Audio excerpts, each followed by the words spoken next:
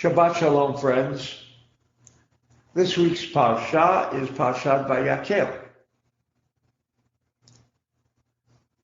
Vayakhel, in years that we do not enjoy the benefit of a leap year, meaning an additional Adar, beside Adar that we had all of this month, we now will have an additional month of Pisces, 2 Pisces for the price of 1. And because of that additional month, which is a study by and within itself,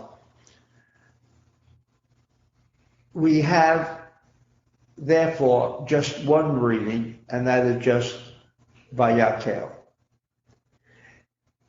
And the section begins with Moses assembled the entire congregation of Israel, and he told them the following. These are the matters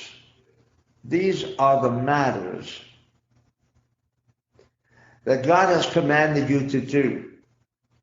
6 days shall you work, the 7th day shall be for unto you a holy Shabbat.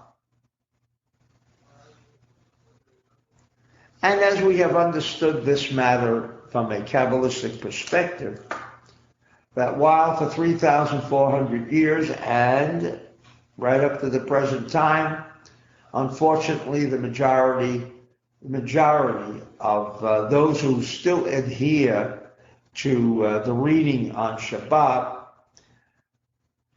consider the Shabbat as a day of rest, as if, God needed that day on the 7th day in creation because he was so tired from the first 6 days, and therefore he rested. And so we have enough material that all of our listeners can tap into and understand that certainly that is not the purpose of the Shabbat, but rather to tap into an opportunity that Shabbat offers. And that opportunity is that this day is a day without any admixture of negativity. And again, there, I don't want to devote the time explaining away Shabbat, for you can access into that material in many, many other ways. But there are 2 aspects here that I'd like to bring to your attention, and that, incidentally, is essentially the purpose of why we are coming this Shabbat morning to listen to reading. Moses assembled the congregation, and all commentators,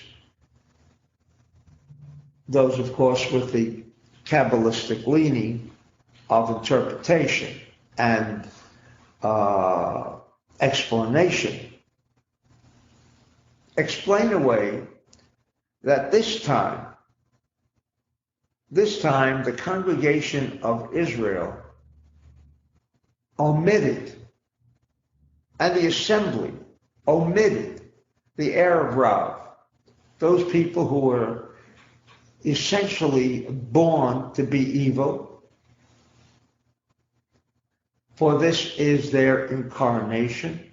Not that they cannot ultimately, upon recognition of their purpose in this world, other than merely to hurt, create chaos, create sorrow and despair in the lives of others, that beyond that,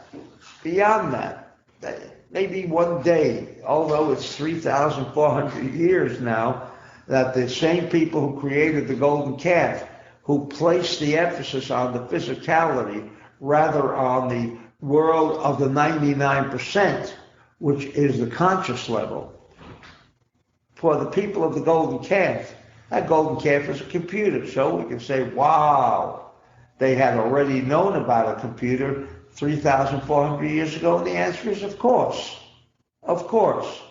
However, However, that was not their motive. That was not the purpose of why they created the golden calf, but rather the moment that they felt that they had an opportunity. Moses didn't return exactly as they thought he should have, although he had 6 more hours when he said 40 days and 40 nights. If they had waited 6 more hours, the whole golden calf incident, which did away with immortality that had been achieved at Revelation on Mount Sinai, then we today would not be still relishing in our chaos, relishing in, and I use the word relish because if you're still very cool and calm with the acceptance of Torah after 3,400 years, which has obviously not done a very good job on the alleviation of chaos from our lives, then that means you want to hug on to, you just want to hug it. You don't want to let go.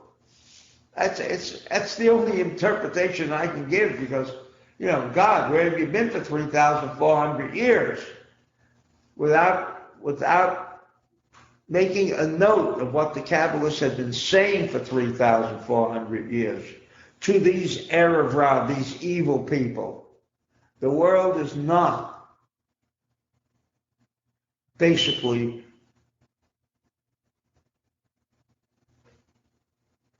operating, maneuvering with the physical realm. The 99% the consciousness level is what it's all about. But it is only now in the past 80 years that that kind of thinking about Torah is emerging. Thank God for that. So there is a change, and a wonderful change that's going to be coming about. The end of chaos, which is the primary reason for Torah, and not merely to establish something referred to as Judaism. And from that emerged, of course, Christianity and Islam. And so here, the emphasis is because of what took place at the time of the golden calf, those people were excluded. Because now when they were going to build the tabernacle, and now because they were going to prepare all of the utensils, which are not utensils, the candelabra, the sink, the altar, for physical purposes, but rather to act as tools by which we could tap into the light force of God. Because once the light goes on, never forget, darkness will disappear. How, what, when, I don't know, and neither should you fret about that. Important thing that we should focus upon is the idea that we want to tap into the light force and bring that light force into our lives. And so this entire section, which deals with the tabernacle, to indicate that these evil people were removed from the contribution of the congregation of Israel towards the creation of this tabernacle. The consciousness that these evil people could infuse their contribution with is clearly stated that this money should not be accepted. And it wasn't. And therefore, although this Erev Rav, these evil people, these anti-Kabbalists, as they emerged in our day, in our present day, or for the past 80 years at least, and of course at different times over the millennia, when there was suddenly an upsurge of interest into the realm of the true reality, the consciousness. But somehow these evil people had such a power in stressing the importance, the significance of the physical world, that there was nothing else but the physical reality, and everything we did, everything that our lives consisted of should be centered around the world of physicality. And so therefore, Vayakhel gives us this opportunity, reading from Vayakhel, reading again all about what seems to be a repetition of what already had been stated in the prior section known as Trumah. Now again, we're reading about the same thing. Why do we have to have a duplication of all that was written before? Because what was written before included the consciousness of evil people to stress upon us how much our consciousness weighs and influences this physical reality. And therefore, if we think we can remove chaos by physical methodologies, we're still going along the path of the Erev Rav, of the anti-Kabbalist. We're still hovering around this expectation and hope for a better world based on what? On the superiority of physicality. And my friends, it hasn't worked for 3,400 years, and there is no question that it never will achieve the removal of chaos.